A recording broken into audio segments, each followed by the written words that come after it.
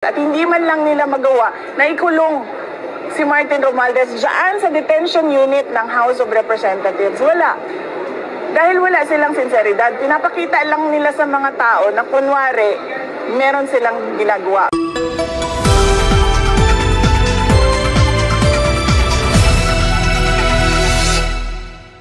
Nilulunsad po natin ngayon ang ating Dear Bashers episode sapagkat dumadami na ang mga bashers sa social media. Karamihan pa naman sa kanila dito sa mga bashers na to kulang sa kalaman. Wow! Pero ang bibilis mga insulto.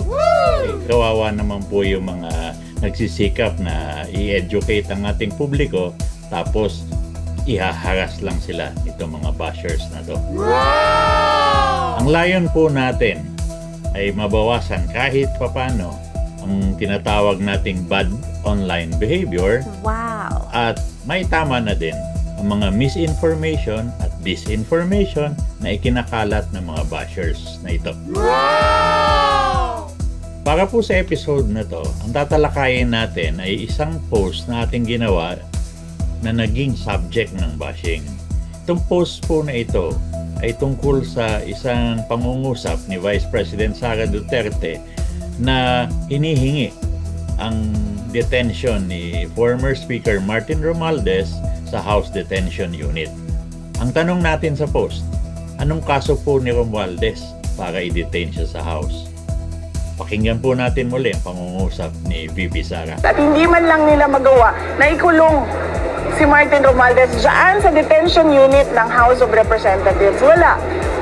Dahil wala silang sinseridad, pinapakita lang nila sa mga tao na kunwari meron silang ginagawa. Wow! Dahil po sa ating kagustuhan na mai-straighten ang pangungusap ni Vice President, bigla tayong kinuyog ng mga bashers.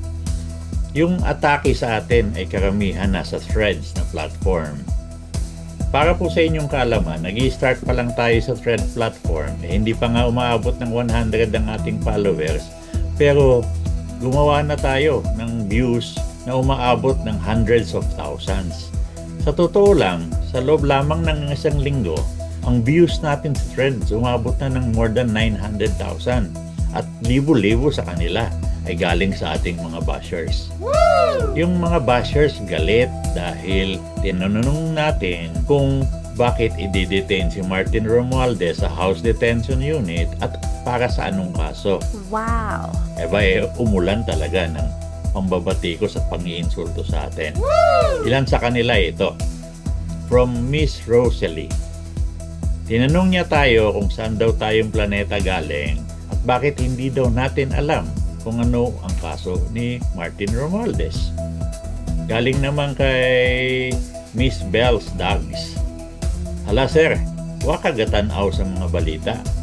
Sa Tagalog, ang ibig sabihin nun, sir, hindi ka ba nanonood ng balita? Ang ini-imply po nun, bakit wala daw akong alam sa mga kaganapan para magtanong ako na bakit i-detain si Martin Romualdez sa House Detention Unit.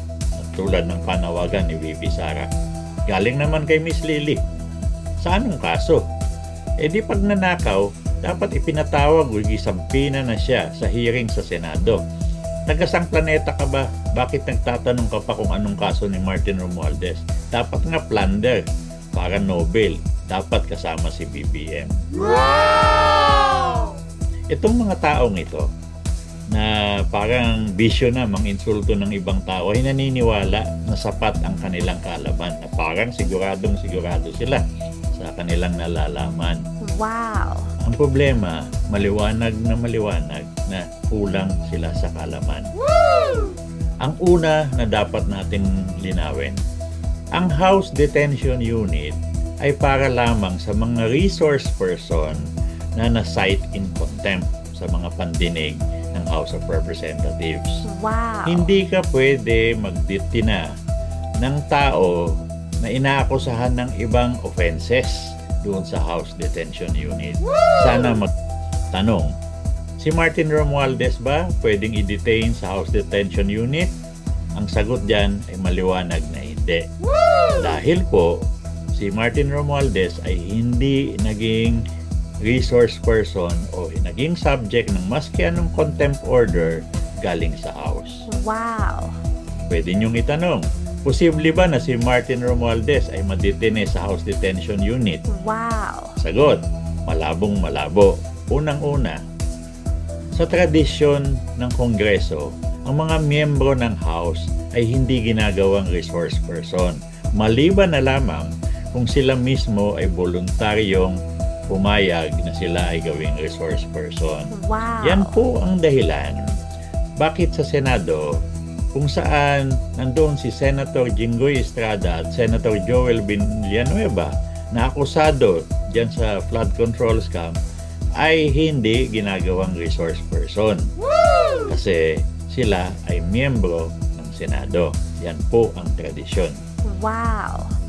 Isa pa na dapat nating linawin, pwedeng imbitahan ng Senado si former House Speaker Martin Romualdez sa kanilang investigasyon. Wow. Kaya lang, hindi yun pwede ipagpumilit.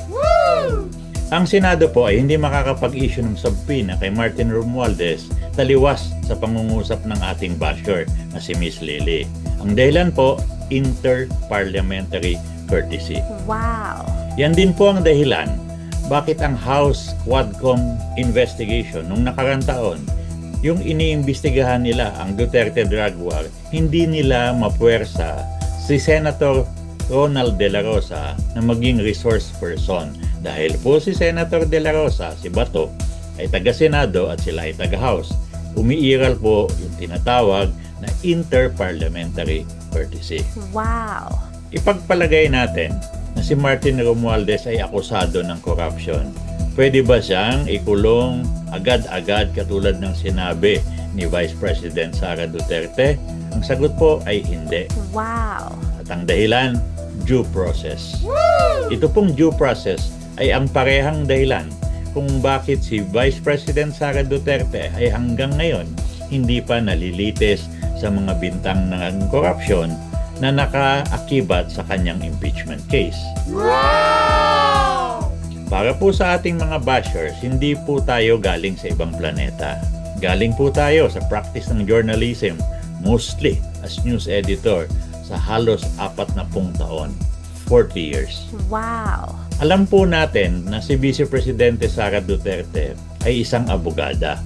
Alam niya na ang House Detention Unit ay para lamang sa mga resource person na na-cite in contempt ng mga congressmen. Pero bakit niya sinabi yun? Sinabi niya yun dahil sa tingin ko gusto lang niya maging kontrobersyal. Kaya yung joke na yun. Ang problema dito ay madaming tao na nanonood sa kanya, nakikinig sa kanya at naniniwala kay Vice Presidente Sara.